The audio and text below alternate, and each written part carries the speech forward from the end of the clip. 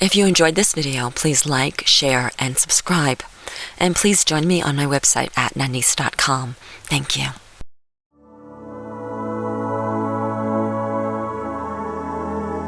It's your time for Chai with Nanice. Get ready for substance, clarity, change, and especially empowerment. Get ready to turn over stones, uncover stories, and get to the heart of the matter in every area of your life. Any mood runs, any emotion flies, and your dreams are within your grasp. There are no limits or boundaries, and your comfort zone is out of reach, yet it's the safest place you will ever be. Come in, sit down, and have some chai with Nanice. To Chai with Nanice. I'm Nanice. I know so many of you are on the spiritual path, and we've done many shows in the past about spirituality. Well, today we're going to be talking about how to bring your spiritual self to everyday life. Now, let's face it, so many of us, we have real lives, and we have children and jobs, and, we have things to deal with in the everyday world. And especially if you're in the LA area, you have to deal with traffic, and that in itself can be a challenge.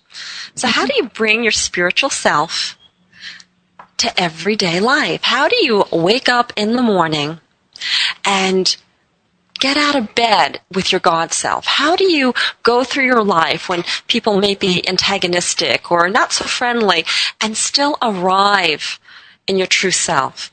How do you feel connected to the divine? And how do you live the divine in everyday chaos? So today I'd like you to sit back and maybe let go of some of your beliefs of what spirituality means and what it doesn't mean. And just to try on some new concepts, some new ideas. What does it mean to be spiritual today? And it might be very different than you were brought up with. It might be very different than you've ever thought of before. What I hope that you get from today's show is a sense of wholeness, a sense of, well, you know what? You really are exactly where you need to be. And there's nothing different that you have to do, that your life is perfect. And you have essentially everything that you need in order to express your divine spiritual self in everyday life, no matter what is happening. Doesn't that sound good?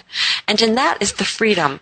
So many of us, go and we try to find ways to change our lives, and we try to find ways to manage the chaos. And, many of us have taken, stress-reducing classes, and we go to the gym, and, all these things to try to, pat life down, pat our anxiety down. But maybe there's a simpler answer. Maybe the answer is inside of you all along, and maybe all it takes is a new breath and a new sense of awareness and a new sense of self. Oh, maybe I shouldn't say a new sense of self, because there's nothing new about your true self. Your true self is and has always been who you really are. So say hello to your true self, and I would like to introduce you to my amazing guest today. She's been on the show before, and I'm really excited to have her back, Mukti, and she is the associate teacher of the Open Gate Sangha, founded in 1999 with her husband and teacher Adashanti. And her own teaching, Mukti points audiences back to their natural state of wholeness or undivided consciousness. She's licensed in acupuncture and certified to teach Hatha Yoga. She has a love of the whole of experience and form, as well as the formless. Mukti offers public teachings, including retreats all over the country, including California, as well as offers private meetings by phone or in person in San Jose. Mukti, thank you so much for having chai with me today. Oh, it's my pleasure, Nanice. Wonderful to be back. Thank you. I loved the show that we did a few months ago. It was an awesome show, and I got such incredible response from it. And you are just a breath of fresh air and a light in this world, and I so loving spending time with you. It's my pleasure, and it's also a real treat to know that while we're sharing, that there's a whole host of folks out there listening who are part of this too. So. Absolutely. So welcome Absolutely. To all of you out there. I've said on the show many times that the listeners, they make up the show too. That even if they're not listening live, even if they're listening to an archive, that energy at any time affects the show and influences the show, and that their energy is important and part of the creation process. So thank you for reminding us all of that. Yeah, wonderful. Yeah. Great. Yeah. Yeah, So I thank you. Thank you. So what is your view on this concept of everyday spirituality? Well, this is a fantastic question, and it's in a sense a rather larger, far-reaching question. Yes. So let me maybe begin to approach it through just following a strand of a greater fabric. I think that one of the most fascinating ways to look at spirituality in everyday life is to see where the two, let's say, I think one of the phrases you might have used earlier in your introduction was how to bring spirit or your spiritual self into everyday life. And I think a really interesting way to look at it is to see how the two are not separate, and perhaps even to see that the two are one and the same. Yes. And I think that if that is explored, it could really be revolutionary to this question or topic you're bringing forward. I think it's often that there's a tendency, whether it's through how we've been raised or how we've been informed, there can be a tendency to think of spirit as some part of ourselves, as opposed to actually finding out what it is that we are, and or finding out, for that matter, the question could be asked like, what is spirit? And to really discover that in a very full way can be quite surprising, for at least in my own experience and in everyone I've ever talked to who's really realized this in a very full and rich way. They're amazed to find that it's not so much like there's a piece of God or spirit in us, but that spirit is actually what we are. Yes. And in our full-blown human expression, in the nitty-gritty of life, in all of the complex, textures of pleasant experiences and not so pleasant experiences, but that spirit is living life through this vehicle that we are, to experience the whole thing, and not just some pleasant experiences that are transcendent and kind of up and out away from this world, but really actually right down and in here into this expressing through our very human nature. So what I'm hearing you say is that we can't help but be spirit, that we are the spiritual self, and that it's the spiritual self who's having this experience, and not some human facet of the spiritual self, but actually the spiritual self, that you can't get away from your spiritual self. It's like you can run, but you can't hide, because your spiritual self is who you really are. Yeah, and also along those lines, that it's our mind that kind of compartmentalizes these concepts of there's me and then there's spirit, or there's me and then there's life, as though we are not life or we are not spirit, but that's something we're trying to attain, or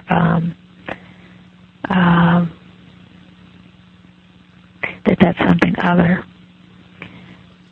So I think that whole concept, if you look at it really closely, you can see, my mind is holding this in a certain way, and would it be possible to actually put to table that whole idea and to actually enter the mystery of ourselves, or of any notion that we have of God or spirit, like you said earlier, in a fresh way, where we're setting aside our beliefs about it and really looking to our own direct experience. So that it's not what I would call a second-hand God, that we're having a direct experience of the divine, that we're having this direct experience of our true selves, and not getting it as a byproduct of something or someone else. Yes. Yeah, beautifully said. Yeah. and when the orientation is our experience of our spirituality completely depends on this orientation that I'm talking about, or that you're also sharing.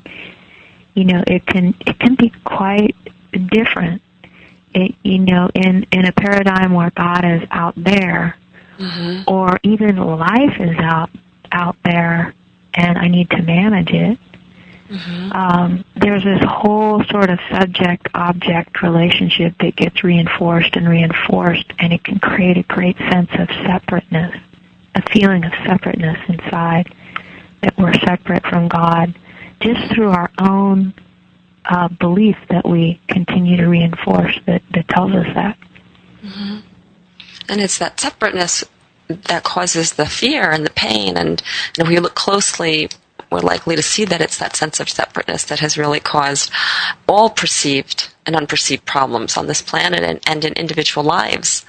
And that to be separate, there has to be conflict or friction in one way or another.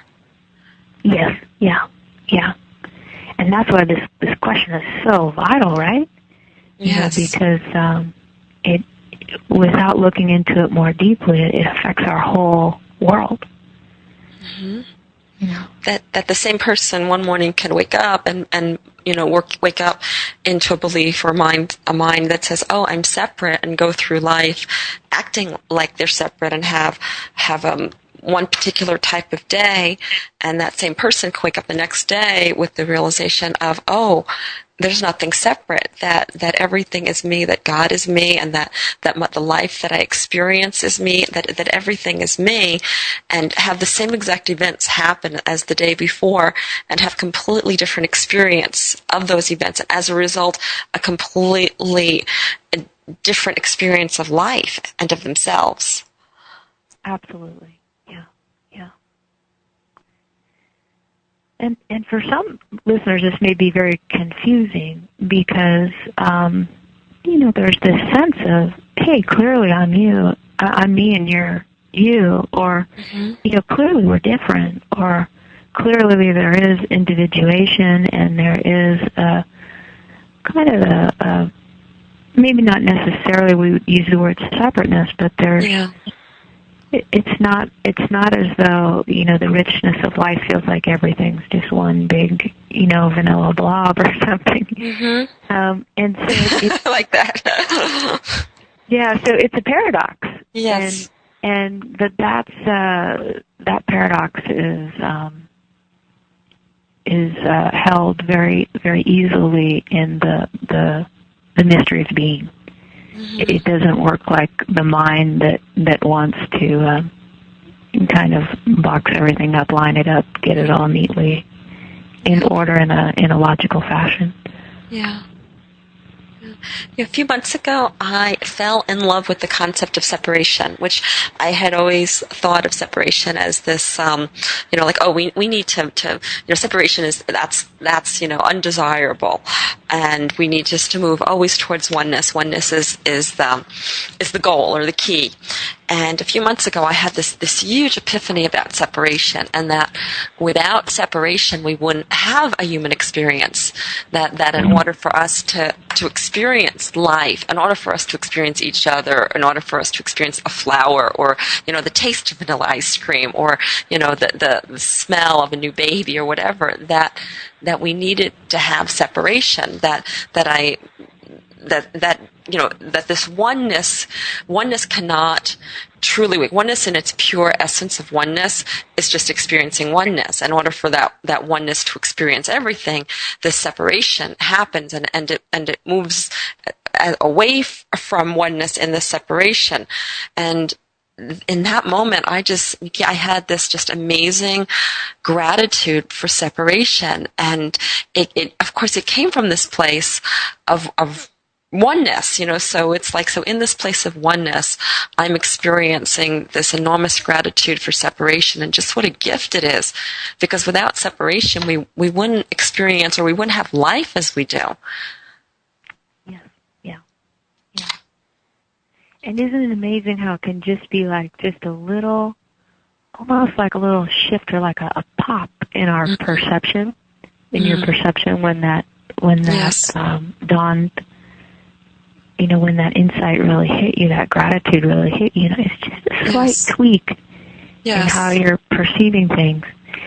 And then there might be just like another slight tweak that where the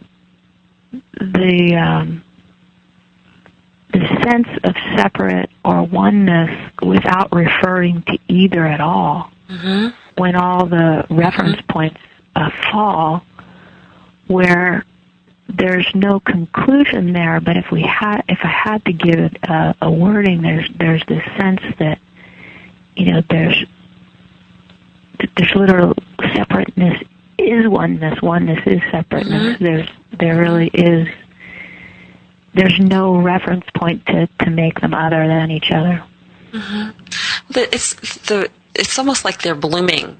They're blooming out of each other. That they both exist simultaneously. Then, of course, making them one. If they're both existing simultaneously. Yeah, it can feel that way in the sense that sometimes, like maybe an example of that would be a feeling where, oh my gosh, this is just appearing out of, like, from nowhere. Like, oh my gosh, whatever it is we're looking at or we're feeling. I mean, you take even just a thought. It's like, well, where did that come from? Yes. And, it's to some people it may not be an interesting question, but to the other person it really captures their imagination. And they're like, wow, where did that question come from? And one person might say it came from nowhere, and one person might just say, I don't know. Yeah. And in that place of not knowing, there's a whole different experience of life.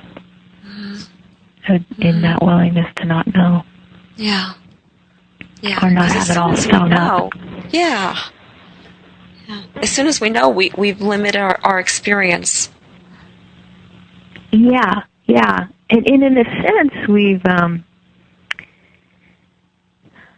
well, this may be going a little bit too far, but... That's okay, let's go. Okay, but let's just explore. You can kind of push the boundary. Totally. And we can always come back. Yeah, let's push the boundary, yeah. Right. But in a sense, like you can feel how when you sew everything up and it kind of deadens the sense of mystery that so, like, sparkles and is alive, that's inherent within us as individuals, within us as life itself. When it's all, sometimes there can be that feeling inside when, like, I know, like, the whole deal. It kind of robs us of that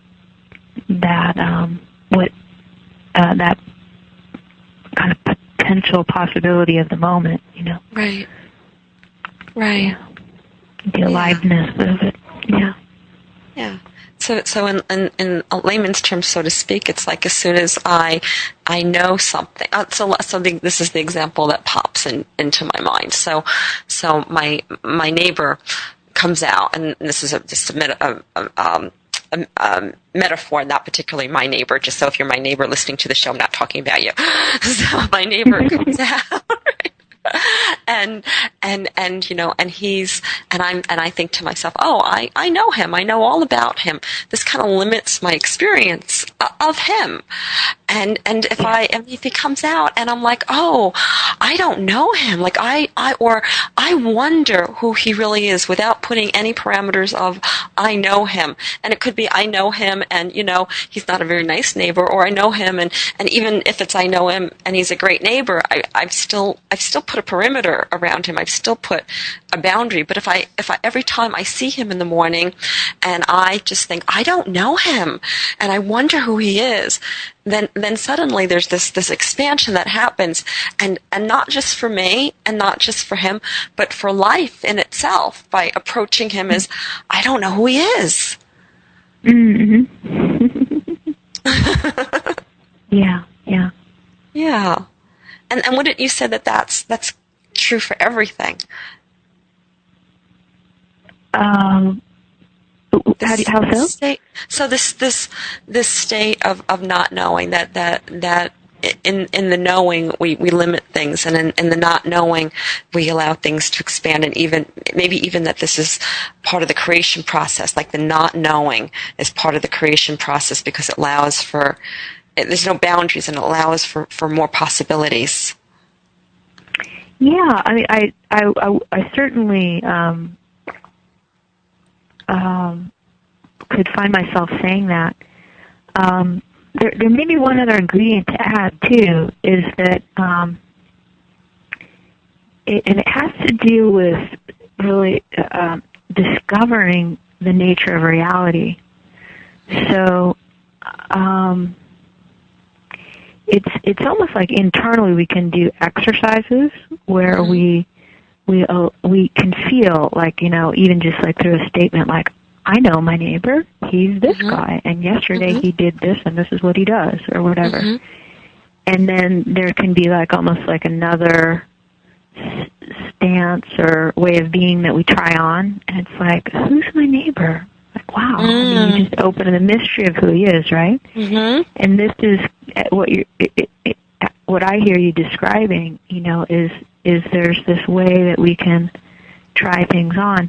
And then there's another way of maybe approaching it where we're really interested in life as it is. Yes. And it may seem the same as opening to the mystery of life, but it's just slightly a tweak different, meaning, see if I can pull this off, kind of, because it's something I'm feeling in the conversation. Yes. But to give it words,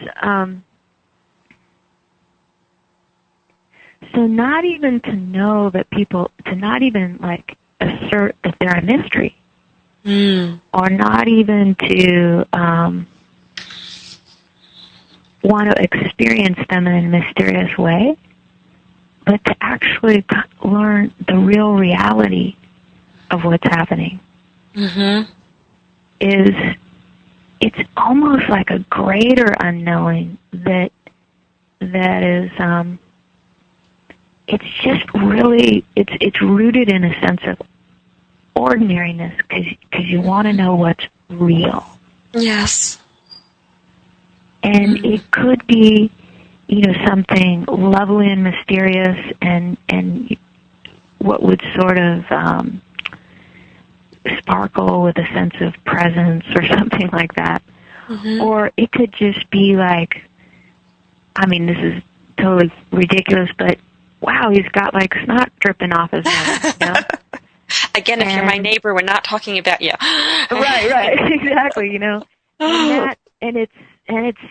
and the lights of the sunlight's catching it, and or whatever it is,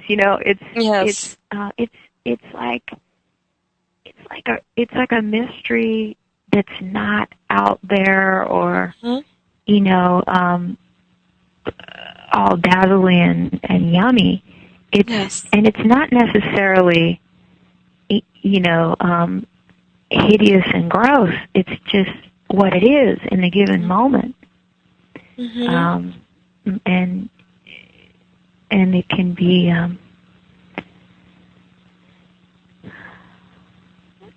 it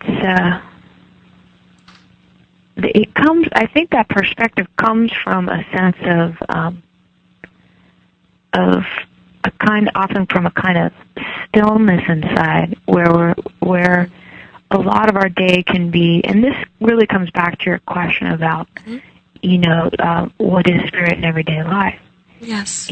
Often in our everyday life, there's this sense of referencing in our mind and in our activities and who we relate to, how we relate to people in a way that's like familiar and maybe automatic, or perhaps it's filled with a lot of assumptions or conclusions, and there's this kind of rallying that happens in the movements of mind or in our whole body and mind that seek for familiarity and reference points so that we can kind of know who we are in any given moment. But when there's perhaps an interest in really learning, where do these movements come from? Where does thought come from? Where do I come from? Yes. In the sense of myself as a thinking being, feeling being. It's like, where does all that arise from? And when there's a returning to the very source from which all of our experiences arises, then there's a direct knowledge of our of what it is that we are, who it is that's living this everyday life. Mm-hmm. And I think that knowing of who it is that's living this everyday life that often comes about through a willingness to stop and be still, gives a whole different experience of life in any given moment. I love that. I love that. Just stopping and being still. Yeah, and then life reveals itself to us on its kind of like on its own terms. Mm-hmm. Not through like a specific lens of like, okay, this is my spiritual lens, or my lens of looking from mystery, or this is my, whatever it is, like functional mind lens or ordinary, human lens or whatever, but just life, just, unabridged life. Yeah. It seems to me that for the most part, for many people, I'm sure that a lot of people listening today would agree with this, that if they think about it, and that's your invitation to think about it, that we experience life through the stories that we tell about life, that we have all these stories about ourselves and about life and about, what might or might not happen today, or what I want or what I don't want to have happen today, or, about my neighbor, about my son, about, my mother. And these stories we keep, the stories almost become like this template that dictates one day after the other, after the other, after the other, and then before we know it, we've got, this long story that has created a lifetime. And it seems to me that these stories actually keep us away from both that grand mystery of well, what is, who am I, and also the mystery of what's even ordinary and real, that these stories actually create the separation and keep us from these greater truths that we're exploring and expressing today.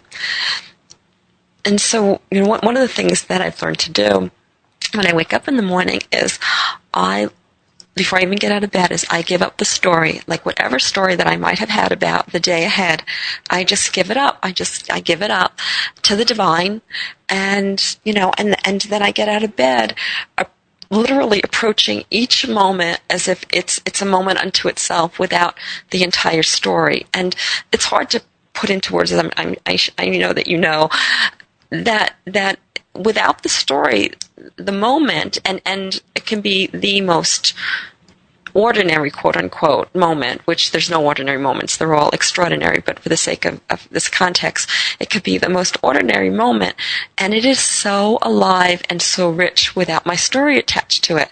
And as soon as, like, I have any kind of story, it almost feels like there's a constriction, or everything's kind of contracting and closing in, and I don't necessarily mean in a way that one would be aware of, but in comparison to without the story, there's just this expansion, and it's really the experience of that oneness. And so it's like, so with the story, there's the separation, and without the story, there's this expanded moment that really is this oneness.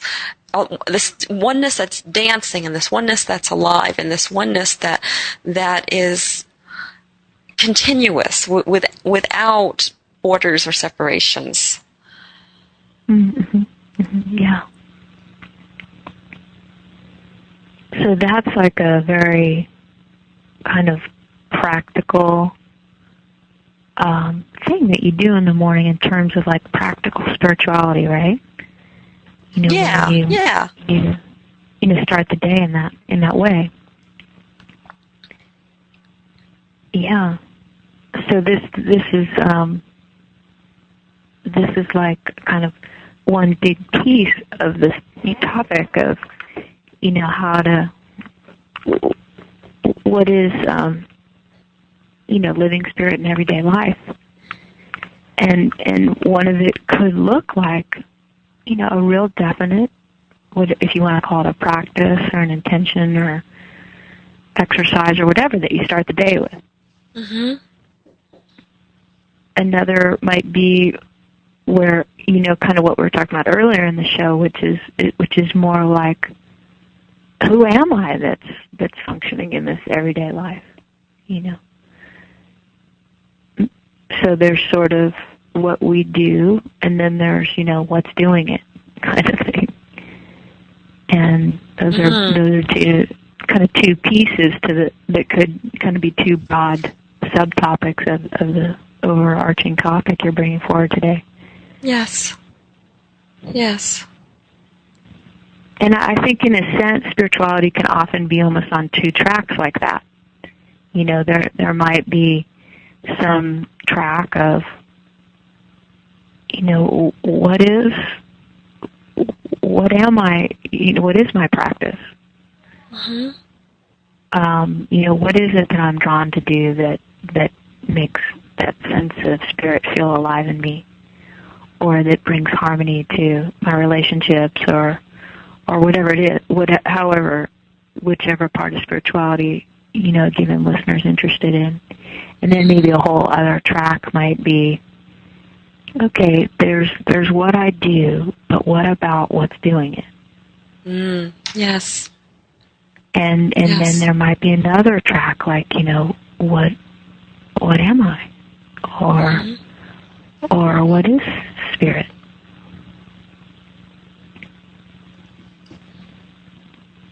Yes, and maybe even the tract of where there's not even a question, where there's the questions don't even exist, and landing Mm-hmm. you right there in the moment without the question.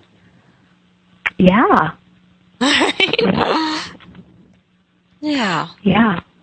Yeah. And that's the purpose of a lot of great questions, you know, in classical spirituality, you know, in especially in a lot of Eastern traditions, probably in, I mean, also in you know, Christianity. I mean, take like the Psalm, "Be still and know that I am God." Mm-hmm. You know, that's not a question, but it's I guess the feeling of what you just said, how I felt it in me, was just more of a sense of being, just simply being.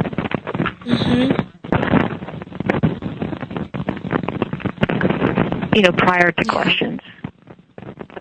Yeah. And so there's all kinds of spiritual pointers throughout history that certainly point to that. Mm-hmm. So there's what we are, what we do, and this beingness that in a sense is both.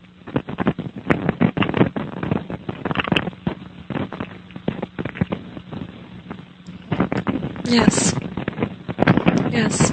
And the questions, would you say the point of any question is to really to move into that stillness, to move into that beingness where there are no questions, that the questions are the path rather than the destination? You know, that's a great question, because I think, I guess, at least in my world, you know, the questions are called like inquiry practice. Mm-hmm. And I think that those can be at different levels. You know, like, you know, I was using the word tracks. I mean, they almost can be on different tracks. I mean, certainly a question like, what am I? Or like a classic Zen question, like, what was your face before your parents were born? Mm-hmm. I mean, these are questions to bring you right to the brink of any mind's and any logical mind's understanding. Yes. To force you beyond the boundaries of mind, straight into the unknown, and allow the question to deliver you into that unknown mystery of being. So that's certainly, that kind of question is designed for just what you're saying. There may be another kind of inquiry practice that's just on a totally different level, like like you're using the example of your neighbor. You come out and you're talking to your neighbor, and there may be some interaction, and you just sense that the way the communication's going, it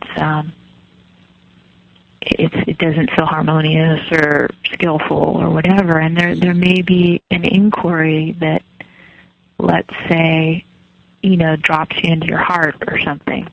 Like, what would my heart want to say in this moment about this situation? Or yes, and it may deliver you to like a very particular way of moving and being and functioning that may not feel as quiet as when your mind kind of stops with the first kind of questions. Or a question might be something like, you had an interaction with a neighbor, and you have, like you've had Byron Katie on your show, like she has some wonderful questions, like, let's just say you have the thought, like, my neighbor shouldn't have done that.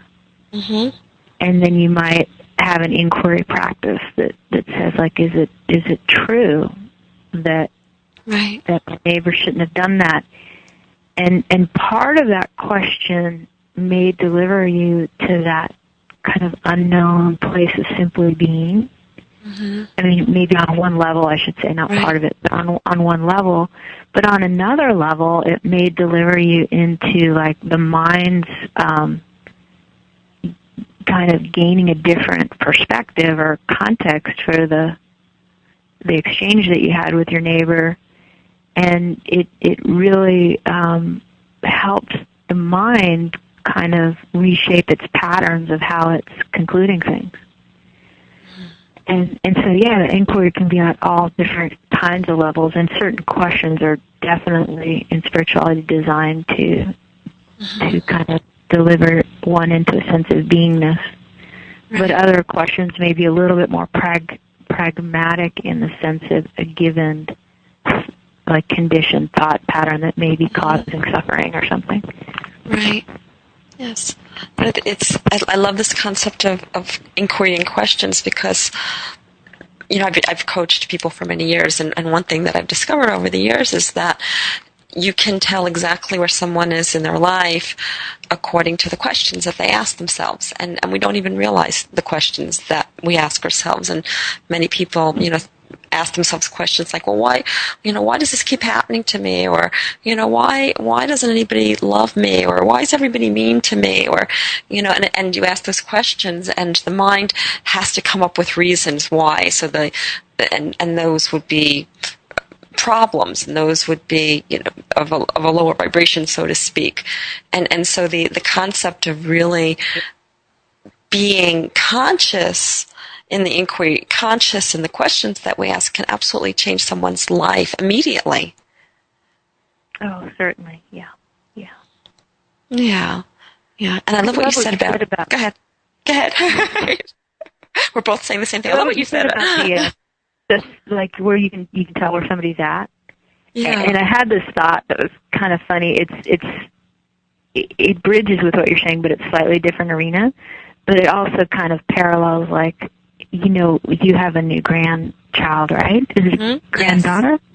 No, granddaughter. Okay, so grandson. Excuse me, grandson. Okay, great. Yes. So I imagine he's not yet at this age, but it'll be interesting as he gets older, and I'm sure you remember this with your own child or children. Yes. That there's those questions, like, the why, yes. why. That's like a very toddler stage, right? Yes. And then there's other questions that come later, like whatever, like how does this work, or more, but it's not always all the whys. And so there's, not only in the spiritual path can you tell, like, where a person's at in their development by what questions they're asking, but even just, like, in human development, there's, like, all those different stages of the kind of questions that one asks. And it may be somewhere way down the line in a human life where they ask a question that would seem logical to ask at the beginning, which is something like, who is this that's living this life? Or what am I? Yes. And yes. And you could call that a spiritual question, but it does. I mean, this is where the whole line of just, this tendency to kind of like delineate between life and spiritual life, that whole delineation just kind of falls away at a certain point when, you're asking a question like that. It's not even a particularly necessarily spiritual question. It's just a very nuts and bolts question. Yes. Yes, beautifully said. It's interesting that you bring up my grandson. By the way, his name is Alta, and I was there when he was born, and for the weeks and even couple of months after his birth, he was not a happy little baby. And I could look at him and look into his eyes, and what I saw was this wise being who somehow found himself in this tiny little miserable baby's body. Right? And I would just imagine that he was thinking, why did I choose this? Wait a second. Wait, I changed my mind. Wait, why would I choose to be in this body of limitation? And you could see it. You could see his eyes, they were so awake, and he was so miserable. And what began to happen is I could see it. Almost day by day, I could see it, that he started to forget. That he would forget, and he would forget. And finally, like now, so he's almost 8 months old now, and he's the happiest baby. He's so happy. He has no memory of who he really is. He's loved by mommy and daddy and grandma and, everybody. And he's as happy as could be because he doesn't remember. And so I thought to myself, wow, boy, it's a really good thing to forget. It's a really, really good thing to forget, and so it's like, I kind of like the separation thing, something like I thought, it's separation's bad or forgetfulness is bad. I'm like, oh, this is a good thing. This is a good thing. And cause then he gets now to wake up and remember, but with the sense of maturity. And I think that's a key piece, because I love what you said about, that we can measure developmental stages according to the questions. And so, as he gets older, he will be more mature to ask the question, and no, better yet, he'll be more mature to remember who he really is, the greater truth of who he is, because he'll have the maturity to do that. Mm-hmm. And I think somehow this is true for us too, individually and collectively, that it really does take a sense of maturity to start to really not just ask the questions, but to get deeper understandings that bring us back to a greater truth of who we are. Yeah,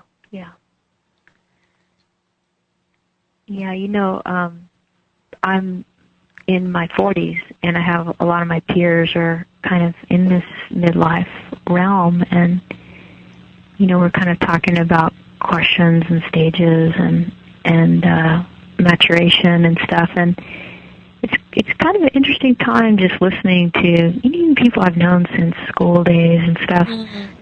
It's just this kind of general theme of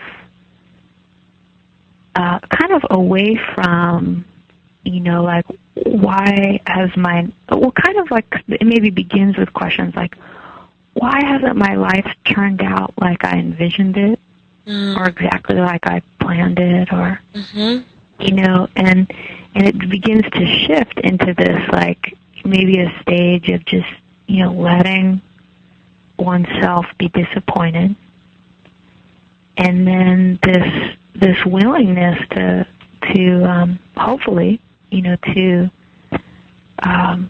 actually experience life as it is. Yes. Just as it's given, just as it shows up, and it feels like a real kind of developmental stage inside, and kind of along with that can be this sort of theme of, kind of away from any vestiges of, like, why did I come here, to, I am here.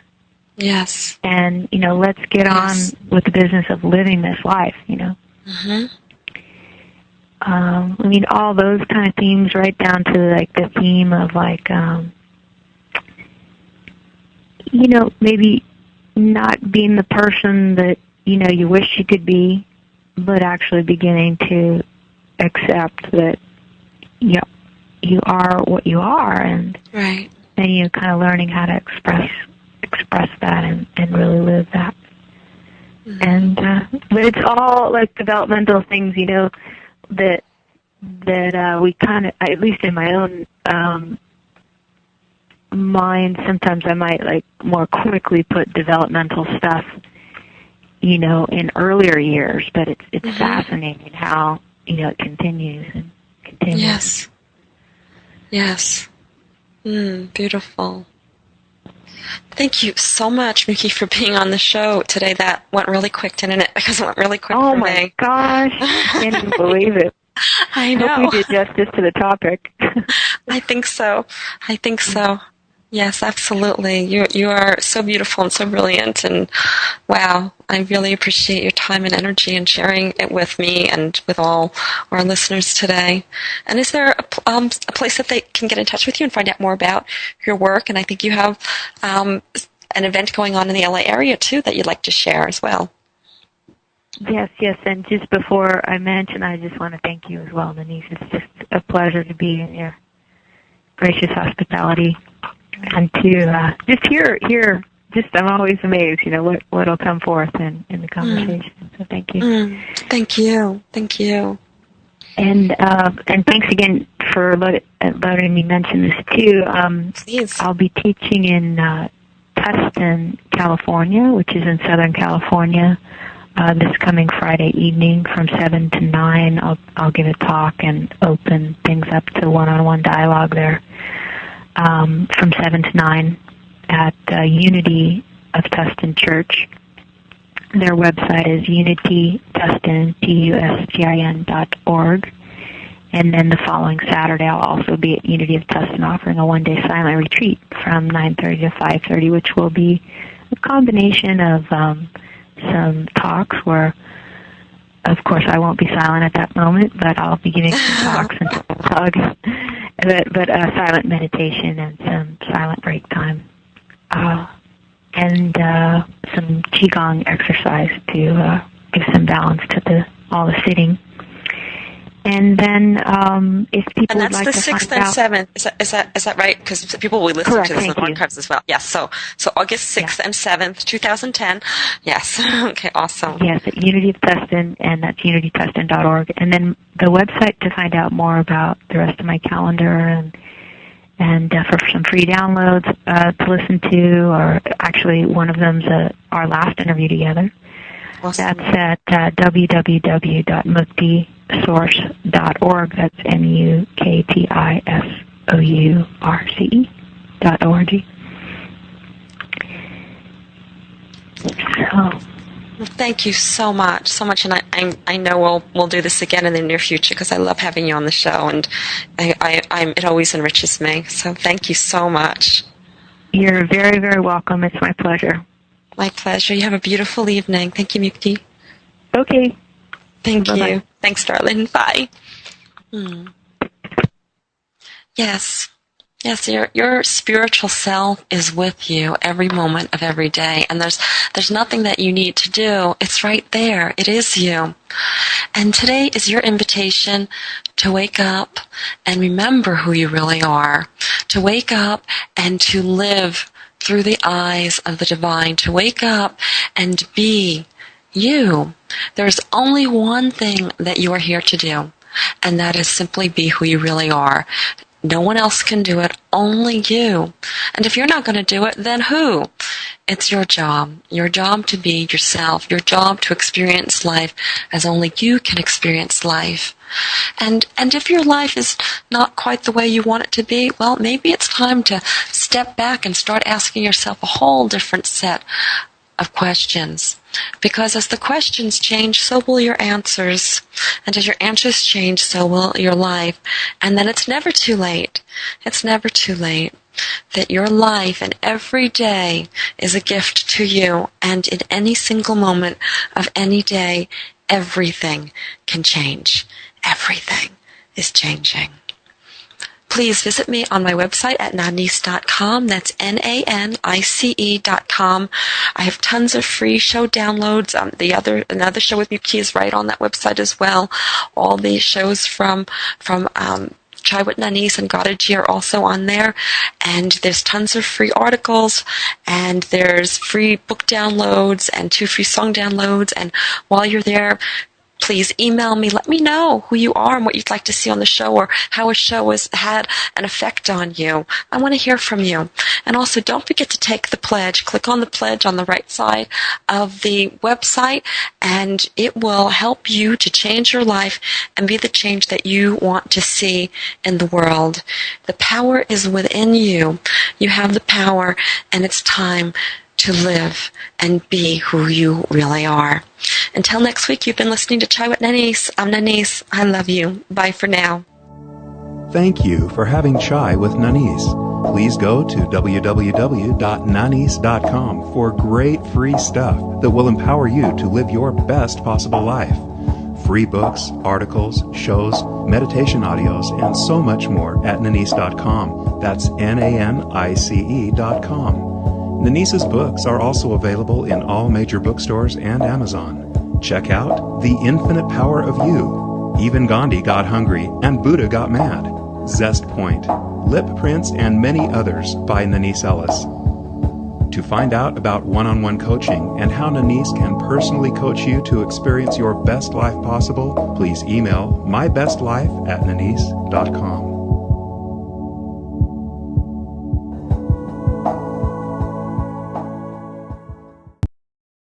If you enjoyed this video, please like, share, and subscribe. And please join me on my website at nanice.com. That's NANICE.com. Thank you.